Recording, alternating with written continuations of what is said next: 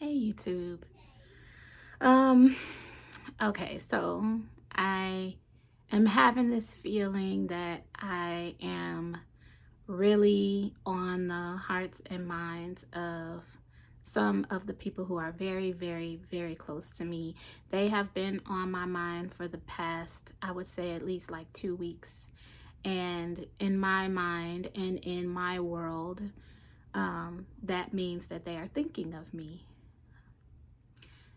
They're on my mind, and I am more than likely on their mind.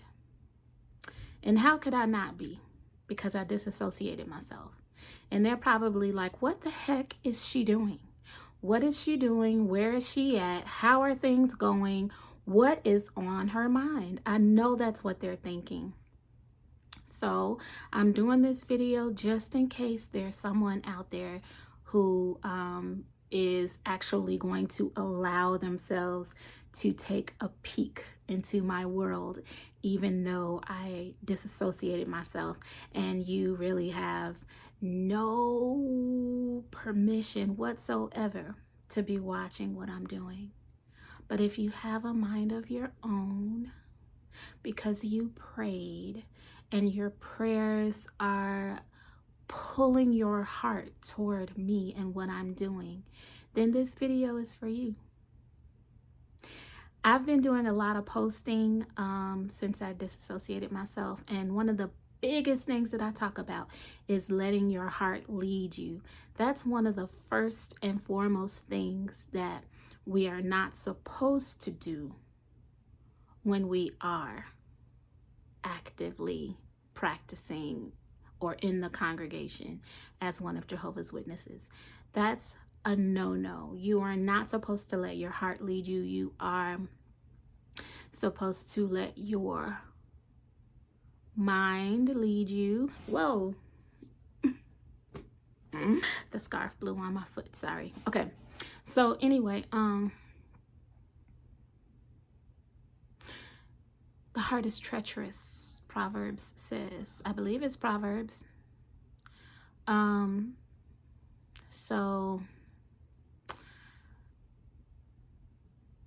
But it's the very thing, which is why a lot of people will not really appreciate all the things that I'm saying and how it is that I made my choices.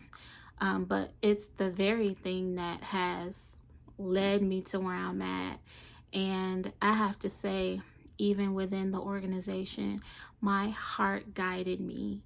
I was very attached to people who needed encouragement. I didn't like to see anyone left behind in the fold. So like any of those who would get overlooked, or maybe have problems of like depression and things like that, they would just naturally come to me. They would naturally come my way.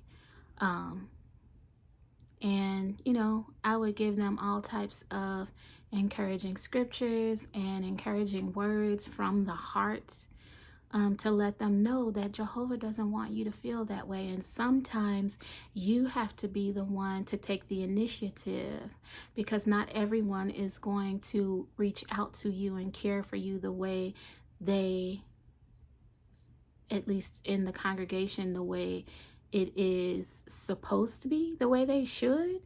And that's just life in general. So we have to be able to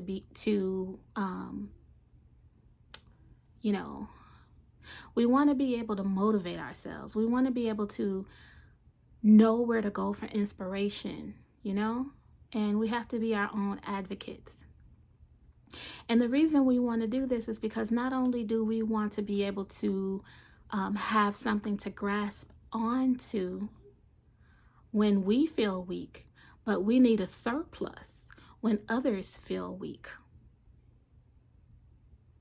And that goes for not just your energy and your love. It goes for even like finances, just life in general. If your hand is tight and you don't like to release anything, then that also means you don't have space to accept anything. So all of these principles they really apply like all the way around. They apply all the way around. So I am reaching within, like I talk about in all of my videos, and my relationship with Jehovah has not changed. What has changed is where I decide to worship Jehovah, and it's no longer, you know, inside of a religion. You know, it's just the way I choose within my own life. And that's what I want to help other people to understand who are feeling a little bit uncomfortable about leaving, or after they've left. I want to help you to understand that you can still worship Jehovah the way you want to, or the way you feel comfortable worshiping Jehovah. However, when they taught you a certain way, and, you know, once you realize that that way no longer works for you inside of the organization, then now you may be left struggling, trying to figure out, well, how do you make this comfortable for you on a day-to-day practical basis, a practical basis. So you still need a support group, even though it may not be a congregation of brothers and sisters. There are so many support groups outside that you can cling on to. It seems to be a lot of YouTube groups and Facebook groups, and just, you know, I'm sure you can meet people in person if you want. I'm not interested in that. Thank goodness for the pandemic. No, just playing. Oh, that was insensitive. You know, you guys know what I mean. That's just an empath thing. That's just an empath thing. I don't mean any harm by saying that, because never would I wish that on anybody. And that's the other thing. On top of us wanting the freedom that we decided to choose, we also have to deal with the struggles of the pandemic, right?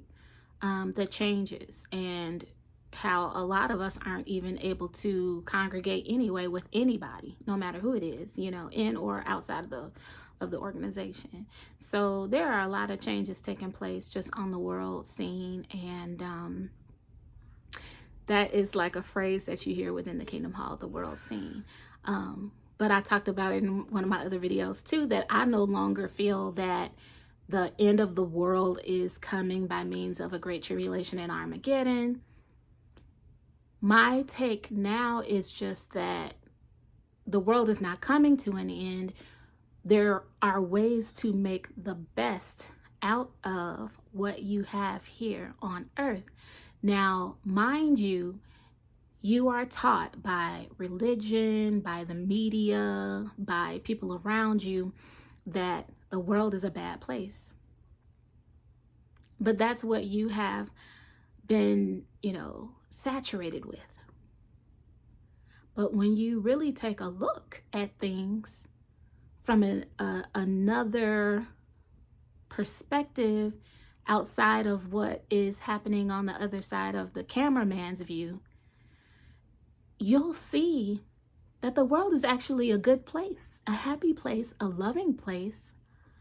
There are a lot of people that you, well, depending on your mentality. Now, if you choose to be the epitome of love, see, and that's where it starts, where you have to really, really cultivate your relationship, your personal relationship with Jehovah God, or your personal relationship with God, or whoever it is that you know, believe in or subscribe to. You know what I mean? So that has to be there first, because that is what you're going to draw your love from. Now, once you draw your love from that, you will now emanate it in the most attractive ways. And you will attract love. You will attract love. You will attract meaningful friendships. You'll have people around you who genuinely love you. And what I did was I started taking classes, and I took classes that interest me. And they have a lot to do with like energy work and I met some good people when I took an herbalism course. So that's how I was able to kind of like build my, support system around myself. But not only that, hopefully one of the good things you got about being a witness is being a loving person. Because once you are that within and without, there are people who, are going to love you no matter what. And fortunately, I have those relationships with people too. I have relationships with people who still genuinely love me despite the fact that I disassociated myself. Because they have not allowed an organization to tell them who they can and cannot have dealings with. And even for practical reasons, even in just my personal life, if I were to continue to abide by the rules and regulations of the religion, my boys wouldn't have their dad. They just wouldn't. So, I really appreciate the fact that when people genuinely know who you are and they know your heart, you're not going to lose them. You'll gain them. So, those are some of the things that really, really matter, like who you are at your core. Who you are at your core. And just ask yourself, do I attract people? Do I, repel people?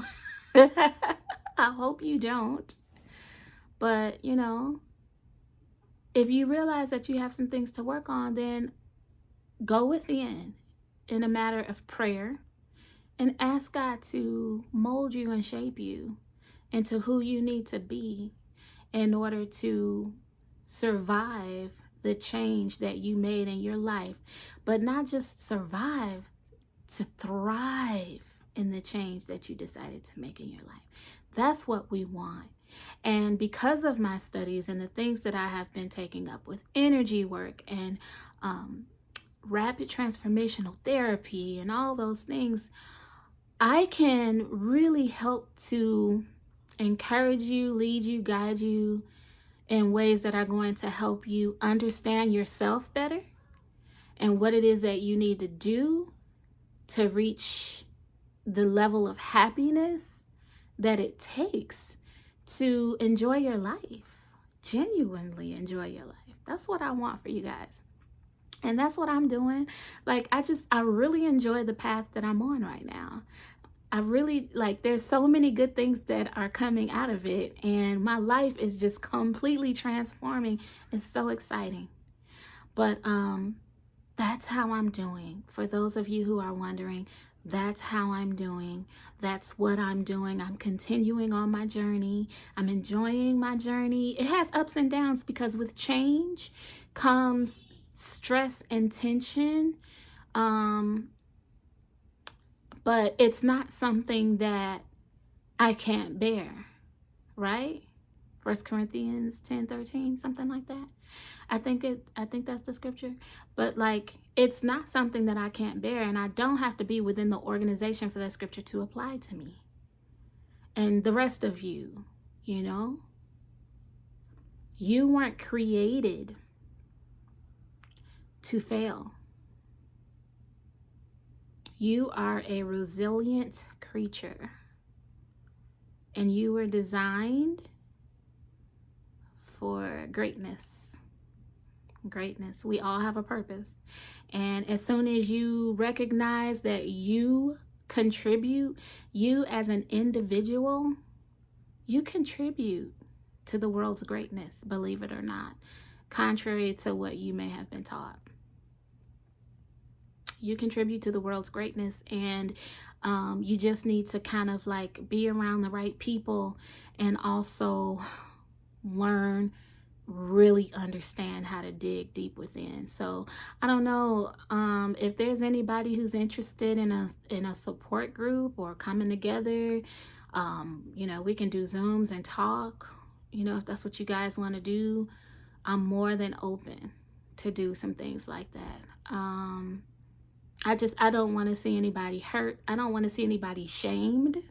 I don't want to see anybody afraid. I want you to live your life the way God wants you to live your life, you know?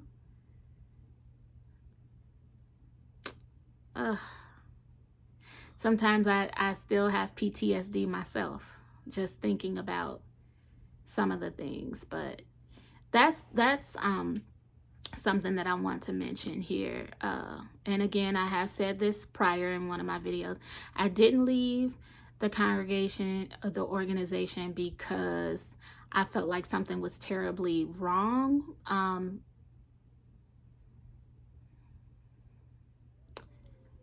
It's kind of hard to explain.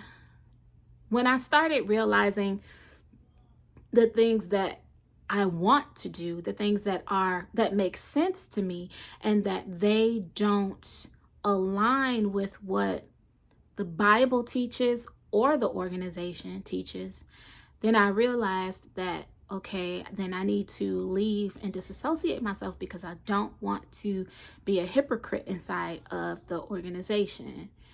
But did I fault them? No. I just went about my own business. I went on my own way.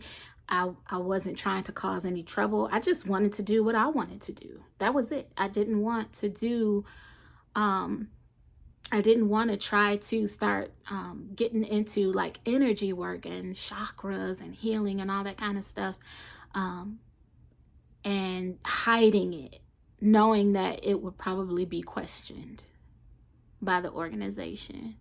And then when I started realizing that, like, wow, this is something that a lot of us had in the organization. We had these abilities. I'm like, not had, present tense, currently. We have these abilities to help and heal each other, especially inside of an organization like that. Why not share that with others? Why do we have to keep that confined to ourselves?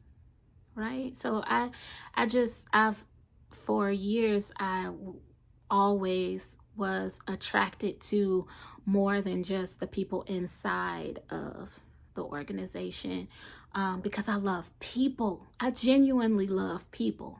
I love people. So and I started realizing that, like, to make sense out of it, to the average person, a hug truly has healing powers. Who doesn't feel better when you're feeling kind of down and then all of a sudden, I'm sorry, there's a message that came through and moved that. Who doesn't feel better if you're feeling kind of down and then someone comes to you and gives you the warmest, friendliest, most loving hug? Who doesn't feel better from that? Especially if they just, rub your back a little when they hug you, or pat your back a little to let you know that it's okay. You have my support and I know what you're going through and things are going to be okay. That's healing, you guys. That kind of energy is what I have been actually really developing my understanding of. The other illustration I like to use is people who like to lay their hands or their body upon someone who is in agony. And it always makes me think about scenes where there is like a shooter who comes and, to like a public place. And when you see people who have been shot, and after, the police may have gotten the suspect, everybody flocks to those who got hurt, and you'll see like pictures of them like lying next to them, or like kind of hovering their body over their body, or these messages. Sorry. Or, the way they're touching them. These messages. I don't know how to turn it off. You know, laying hands on them. That stuff is soothing. Let me ask you, can you imagine if you have been terribly, terribly hurt? If you've been terribly hurt and then someone comes and stands next to you, would you feel better from them just standing there, or rather from them, you know, like their human touch? Right? So anyway, I'm just trying to, you know, help people or warm people up to what it is that I do and why I left. And, you know, sooner or later, I will do more videos explaining about that. Also, too, I'm starting a practice about it all. Right now, my website is down. It's being worked on. My JulyWellness website is being worked on right now. In the meantime, I just have my Calendly link, which is Calendly/JulyWellness, which is in the description. Or you can just find me on my other YouTube channel, which is JulyWellness, and it's one word. There's no space between July and wellness. So but yeah, like eventually I'll start telling people a little bit more about all that. But for now, this is for people who are curious and who wonder what I'm doing and what's going on in my life. And for people who need support. I heard from someone very dear to me, and they were telling me about, you know, people who aren't able to adjust, who aren't able to cope outside of the organization once they've been shunned by their families and friends, and how hard it is and how depressing it can be, you know. I'm really grateful for who I am and the type of personality that I have, because I'm not as affected as an average person when it comes to things like that. And it probably has to do with the fact that because of the nature of my personality that God has imbued in me, I don't typically have a shortage of love around me. Genuine love, man, y'all. And that's what I want for you guys. So anyway, I'm not gonna keep sounding like a broken record. I love you guys with all my heart. Genuinely, I love you guys, and I hope that you enjoy the rest of your evening. And if there's anything I can do, let me know.